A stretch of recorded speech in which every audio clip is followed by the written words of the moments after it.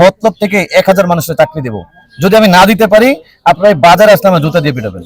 শাসক নয়, সেবক হতে চাই, বললেন এমপি প্রার্থী ফয়জুন নূর আখন রাসেল। সোহেল রানার তথ্য ও ভিডিও চিত্রে দেখুন বিস্তারিত। চাঁদপুর ২, মতলব উত্তর ও মতলব দক্ষিণ আসনে নির্বাচনী আলোচনা কেন্দ্রে এখন সর্বকনিষ্ঠ প্রার্থী ফয়জুন নূর আখন রাসেল।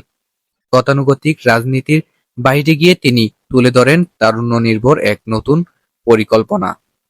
তিনি নিজেকে নেতা হিসেবে নয়, জনগণের সেবক ও প্রতিনিধি হিসেবে প্রতিষ্ঠিত করতে চান।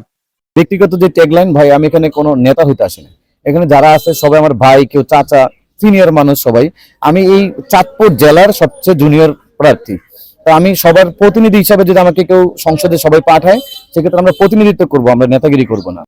ক্ষমতার ভোগ নয়, বরং মানুষের সংকট ও সমস্যার পাশে থাকাই তার মূল লক্ষ্য। মতলবের যুবককে আইটি ও কারিগরি শিক্ষায় দক্ষ করে তোলা। তিনি অঙ্গীকার করেন যুবকরা যেন দালালের খপ্পরে না পড়ে মানসম্মানজনক উপায়ে বিদেশে যেতে পারে অথবা নিজ এলাকায় স্মার্ট কর্মসংস্থান খুঁজে পায়। জানেন যে আমাদের বেরিবাদের উপরে একটি আইসিটি বিল্ডিং হচ্ছে, যে বিল্ডিংটা এখনো কাজ শেষ হয় নাই। আমাকে যদি আপনার সুযোগ দেন, এই বিল্ডিং এর কাজটা দ্রুত শেষ হবে এবং এই বিল্ডিং এ আমরা চাই যে মতলবের জন্য একটি ট্রেনিং সেন্টার করতে, যেখানে আমাদের একদম ইয়াং যারা নতুন পড়াশোনা করতেছে, শুধু এমন না যে পড়াশোনা বন্ধ করে দিচ্ছে, যারা ধরেন এসএসসি পাস করবে বা ইন্টার পাস করবে, তাদেরকে আমরা এখানে ট্রেনিং এর ব্যবস্থা করবো ফ্রিতে। যে ট্রেনিংটা নিলে যদি ওনারা বিদেশেও যায়, যাতে আদম নয়, একটা দক্ষ জনশক্তি হিসেবে যায়। আমার ছেলে একটা দিয়ে অনার্সে পড়ে। আচ্ছা, কি নাম তার? সাজাত হোসেন। জি কম্পিউটার মাস্টার। জি হ্যাঁ, ওই প্লাস পাইছে সরকার থেকে ইয়া দিয়া।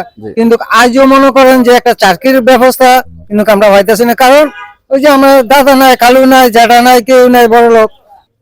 আমার যদি আমি নির্বাচিত হই, আমি একটা প্রিপারেশন নিচ্ছি যে আগামী 1 মাসের মধ্যে, ধরেন আমি যদি 12 তারিখে নির্বাচিত হই, ফেব্রুয়ারি, আমি মার্চের 12 তারিখের মধ্যে মতলব থেকে 1000 মানুষের চাকরি দেব। যদি আমি না দিতে পারি, আপনার বাজারে আসলে আমার জুতা দিয়ে পিটাবেন। শনিবার সকাল থেকে নির্বাচনী মাঠ চষে বেড়াচ্ছেন বাংলাদেশ রিপাবলিকান পার্টির এই প্রার্থী।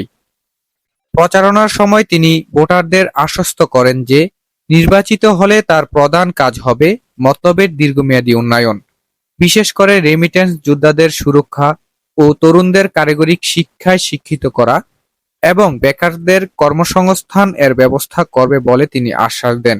চাঁদপুর জেলার প্রতিদ্বন্দ্বী ৩৫ প্রার্থীর মধ্যে বয়সে সর্বকনিষ্ঠ হলেও নিতান্ত পরিকল্পনায় নিজেকে পরিপক্ক দাবি করছেন রাসেল।